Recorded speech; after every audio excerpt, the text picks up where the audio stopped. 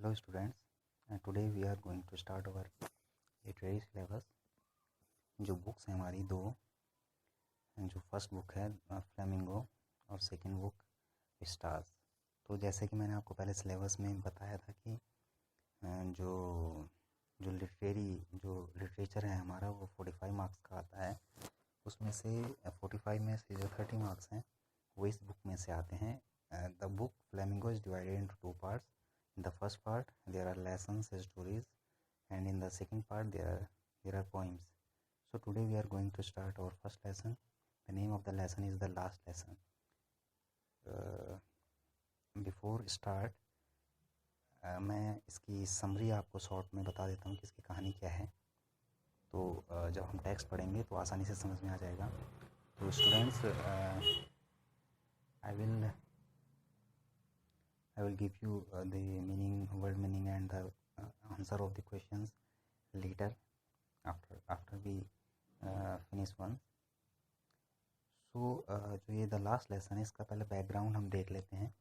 Alphonso डोडेट इसके writer हैं जो कि फ्रेंच नॉवलिस्ट हैं और शॉर्ट स्टोरी राइटिंग भी करते हैं। तो जो द लास्ट लेसन है ये इसका जो बैकग्राउंड है वो फ्रांस और पर्सिया की लड़ाई है जो 1871 में हुई थी। और इस लड़ाई में जो फ्रांस है वो the France was defeated by the German forces. Actually the Persia जो पर्सिया था it was consisted by the three Nations Germany, Poland and Austria. तो फिर क्या हुआ कि जर्मनी जब ऑक्युपाई कर लिया फ्रांस के कुछ डिस्ट्रिक्ट्स को, और उन डिस्ट्रिक्ट्स में जो एल्सस एंड लॉरेन डिस्ट्रिक्ट्स थे वो पर्शियन के हैंड्स में आ गए, जर्मनी के एक्चुअली। और फिर जब जर्मनी के हाथ में आ गए, उनका कंट्रोल आ गया, तो फिर इफ़ेक्ट क्या पड़ा स्कूल लाइफ पे इस परिवर्तन का।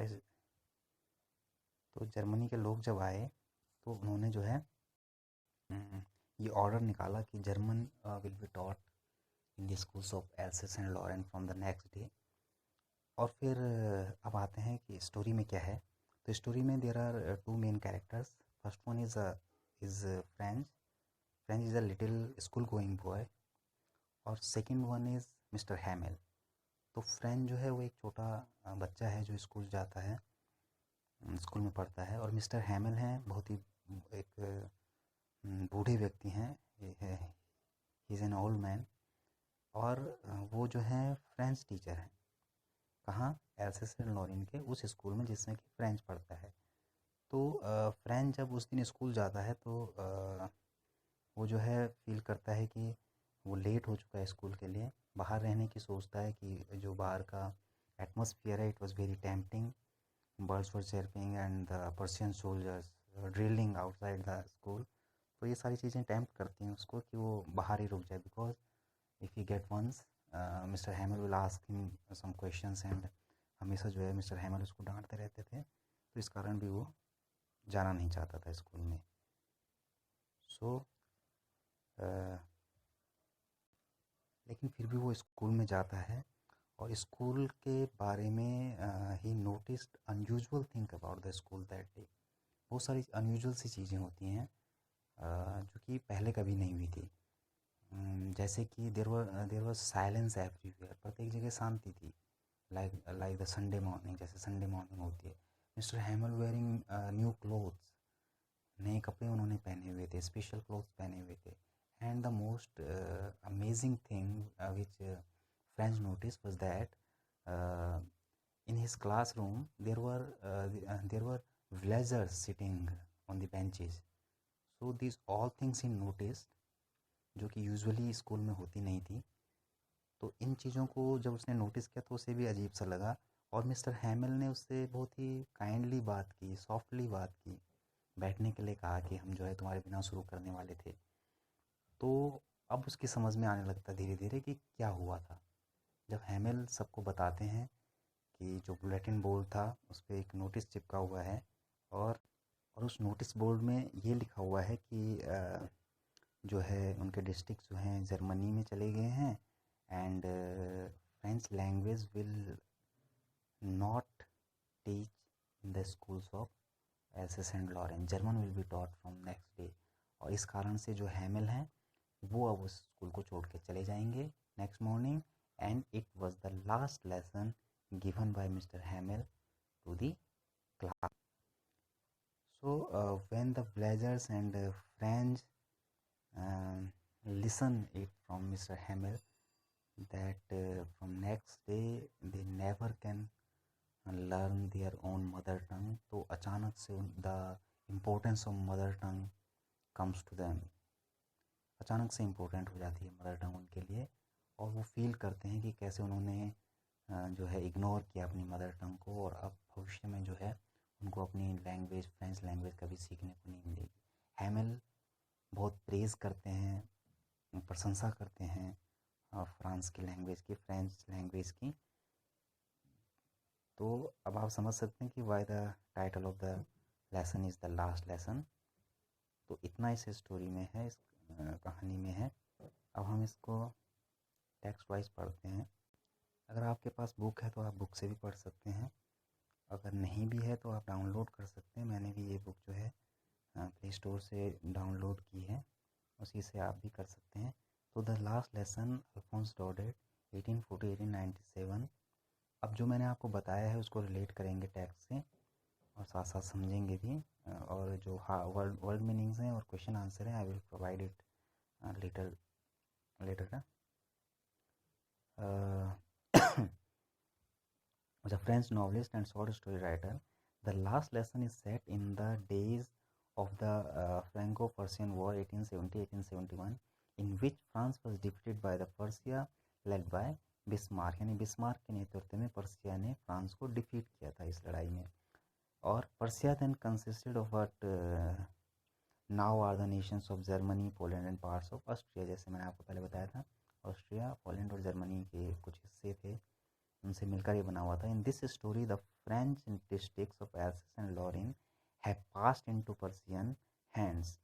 Read the story and find out effect this had on life at school. तो स्कूल लाइफ पे क्या प्रभाव उसका पड़ा ये हम जानेंगे. इसमें कुछ एक्सप्रेशंस हैं, ये फ्रेज भी इनको कहते हैं, जैसे इन ग्रेट रीड ऑफ है, काउंटेड ऑन है, ये सारे हैं. तो इनको मैं आपको लिखवा दूंगा बाद में. जैसे द ग्रेट रीड ऑफ है, तो इसका मीनिंग क्या होता है कि डर होना, स्कॉल्डिंग का, किसी के डांटने का डर. तो डांटने का डर. ऐसी काउंटेड ऑन है कि रिलाई करना किसी पे, डिपेंड करना बहुत ज़्यादा. और जैसे थम्ड ऑन एजीज है, तो थम्ड ऑन एजीज का मीन्स होता है कि जो हमारी बुक होती हैं वो when we use it a lot तो वो क्या हो जाती है, टॉर्न हो जाती है और डैमेज हो जाती है कॉर्नर से, तो उसको कहते हैं. तो these expressions will come in the text later on. In unison है, जैसे जो नॉइज़ी होता है, बहुत सारी नॉइज़ेस एक साथ में आती हैं और एक साथ में और एक ही टाइम पे आती हैं, तो उसको कहते हैं यूनिजन. ग्रेट बशल, हशल भी कहते हैं इसको, नॉइज़ी, बहुत ज़्यादा noisy. Reproach our self with, यानी जो ब्लेम है, जिसको कि हम दोषारोपण भी कहते हैं, ब्लेम कहते हैं, उसके लिए ये एक्सप्रेशन यूज होता है. अब okay, now we start the text. अब इसमें जो प्रोटैगनिस्ट है, जो कहानीकार है या कहने वाला है, वो फ्रेंच खुद है, तो बार बार आई यूज़ होगा. मैं के लिए यूज़ होगा. तो देखो, आई means French. I started for school very late that morning and was in great dread of scolding, especially because Mr. Hamel had said that he would question us on participles, and I did not know the first word about them. For a moment I thought of running away and spending the day out of doors. It was so warm, so bright, the birds were chirping at the edge of the woods, and in the open field back of the sawmill the Persian soldiers were drilling. It was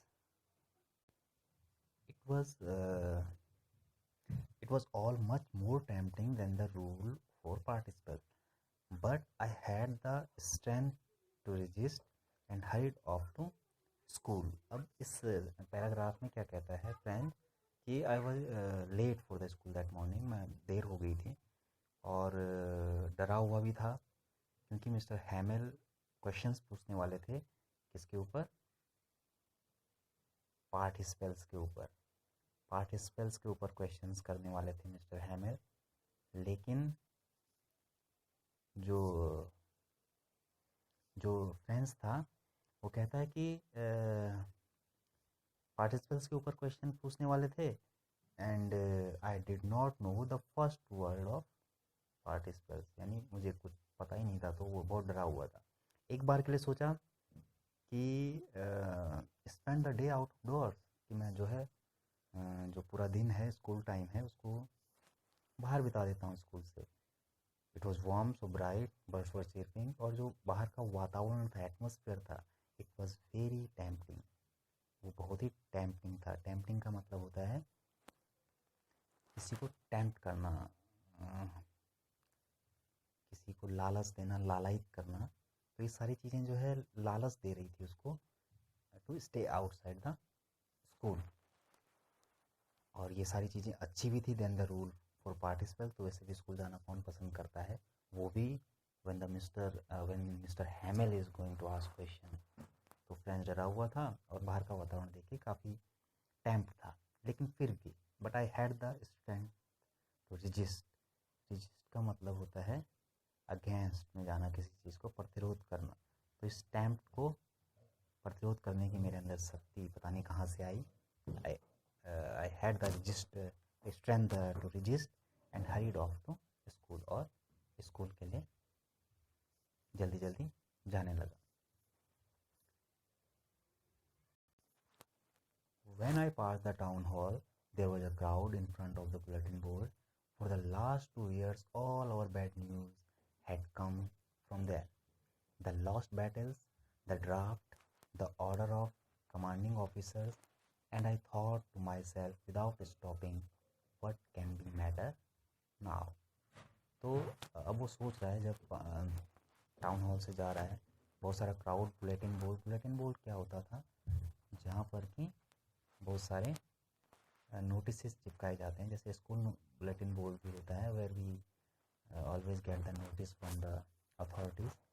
तो ये जो bulletin board था, यहाँ पे बहुत सारा crowd था, और कहता है कि जब से ये लड़ाई लगी हुई थी तो सारी बैड न्यूज़ जो थी मुझे इसी बुलेटिन बोर्ड के माध्यम से मिलती थी, जो कि हमने जब लड़ाइयाँ हारी तो उसकी इंफॉर्मेशन भी इसी बुलेटिन बोर्ड से हमें मिलती थी, और जो भी ऑर्डर्स होते थे कमांडिंग ऑफिसर्स के, वो भी इसी बुलेटिन बोर्ड से हमें मिलते थे। तो मैं बिना रुके हुए, without stopping, I thought that what can be matter now, अब क्या मैटर हो सकता है।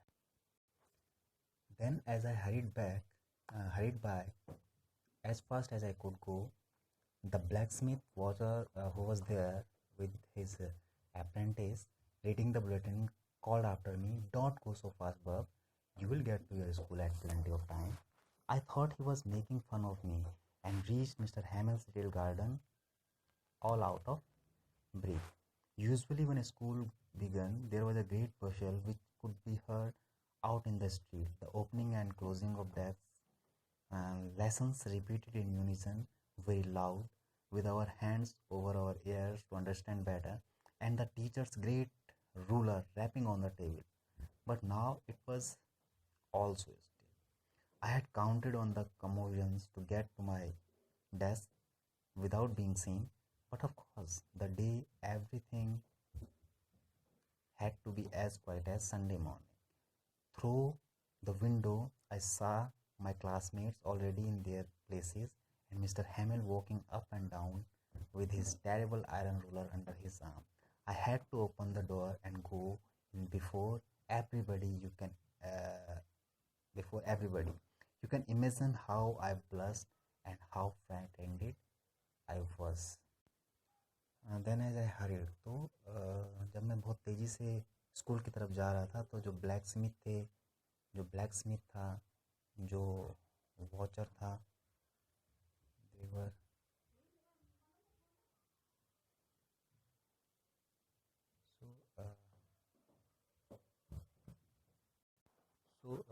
With his apprentice.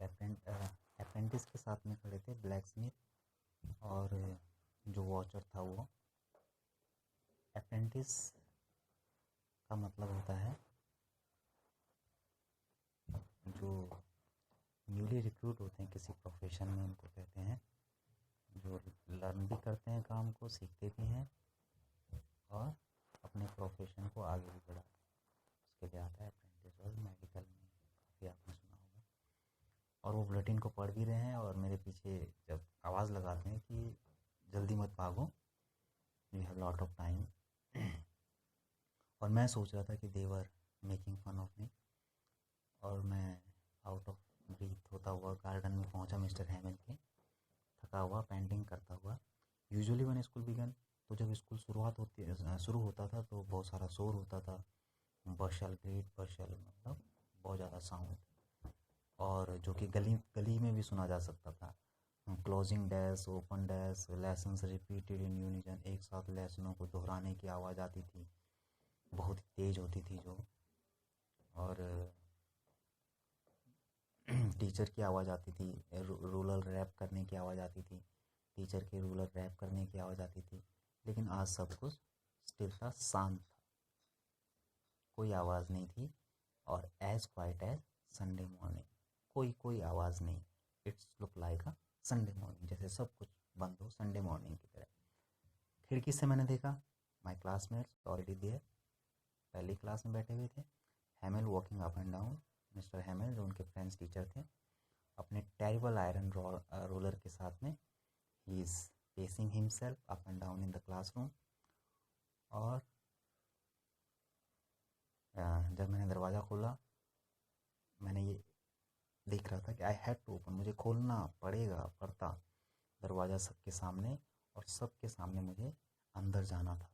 You can imagine how blast का मतलब होता है एम्बैरेसमेंट, और फ्राइटेंड मीन्स डरा हुआ। तो आप इमेजिन कर सकते हैं कि मैं कितना डरा हुआ था और कितना शर्मा रहा था। बट नथिंग हैपेंड, कुछ नहीं हुआ।